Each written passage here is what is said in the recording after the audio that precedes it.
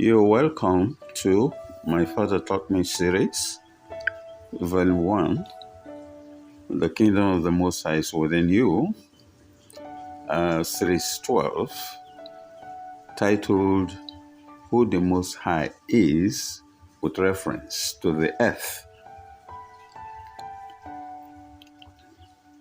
As earlier mentioned, MFTMS tries to sift and harmonize the truth between science and religion, and in appreciation of the spiritual good gifts of the Most High in the two areas to humanity, especially when sciences and religion are applied to issues of humanity as in compliance with the commandments of the Most High.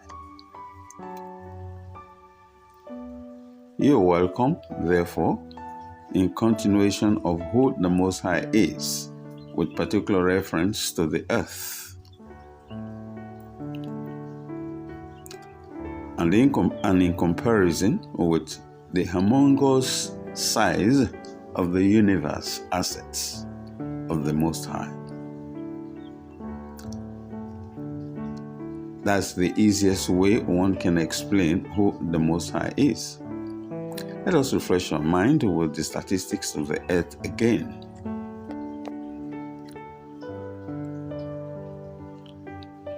Structure and size of the asset of the earth and the universe.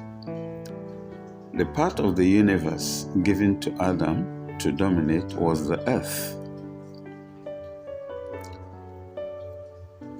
So let's check the statistics of the earth again, just a refreshment. The diameter of the earth is 12,742 kilometers, and the circumference is about 40,075 kilometers. The planet Earth, like other planets of the solar system, has three motions.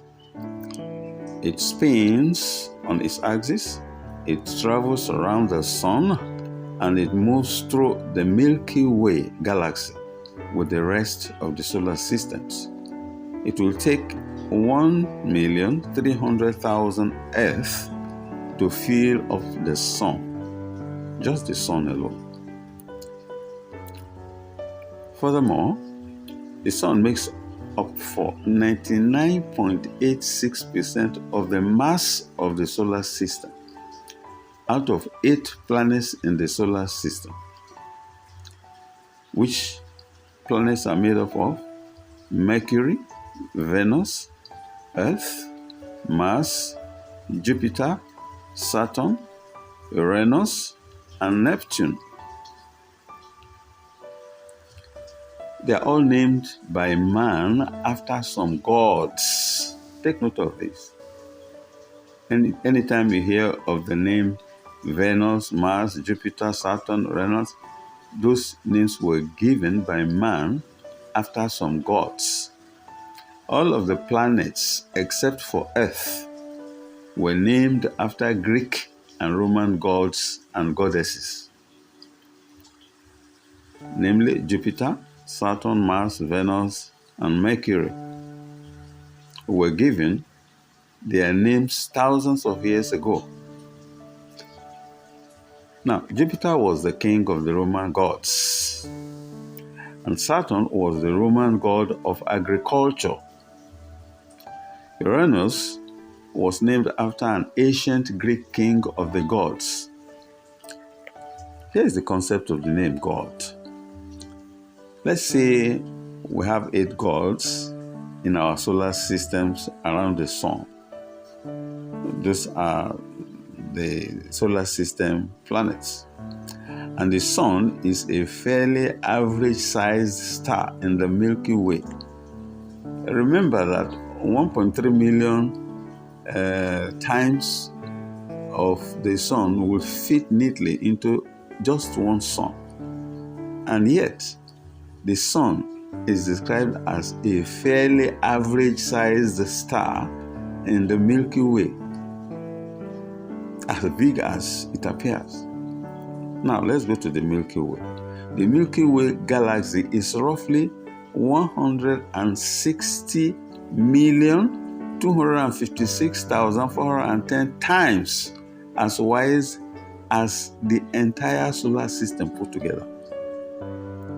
And it's made up of about 100 billion stars and dust and gas.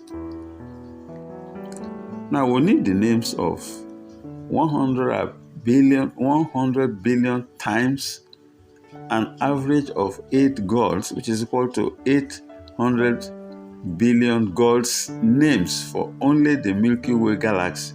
Since we decide to be naming all the planets around the solar system with names of gods like Saturn, like Uranus, and so on and so forth. So if we now have 100 billion stars and dust and gas, it means we need 100 billion times an average of 8 gods, which is 800 billion gods names for only the Milky Way galaxy.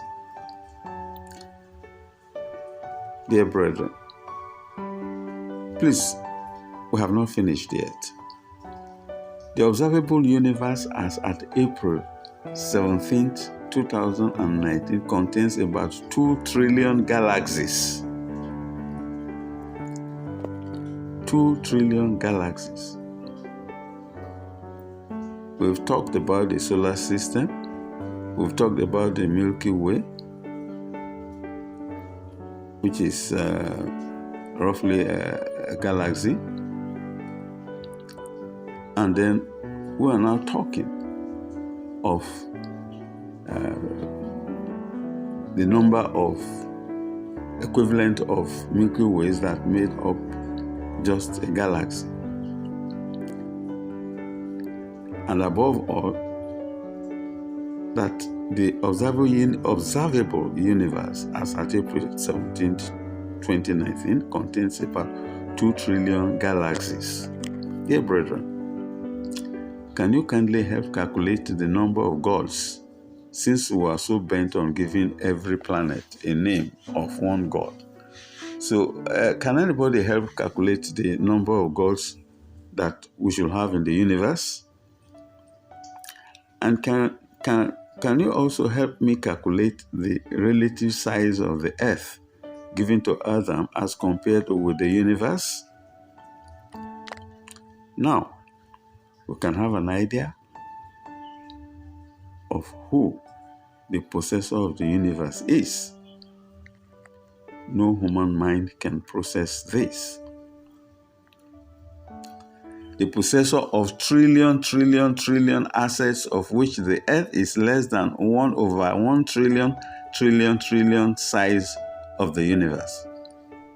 Amongst all the names of the possessor of the universe in the scripture at various circumstances, the name Most High stands out for the possessor of the universe, the heaven and earth. That brings us to the book of Revelation, chapter 22, verse 13. I am Alpha and Omega, the beginning and the end, the first and the last, the Most High. The above is just to give us an idea of whom the Most High is and the ruler of the kingdoms of the universe. Remain blessed. I hope we got that right when we say the Most High, whom we are talking about. Is this just to give you an idea of who He is? Thank you and remain blessed. My name is Steve Emmanuel Mochugbe, a messenger, author, Nigerian, MFTMS series.com. Copyrights reserved and published by Amazon Worldwide. Thank you.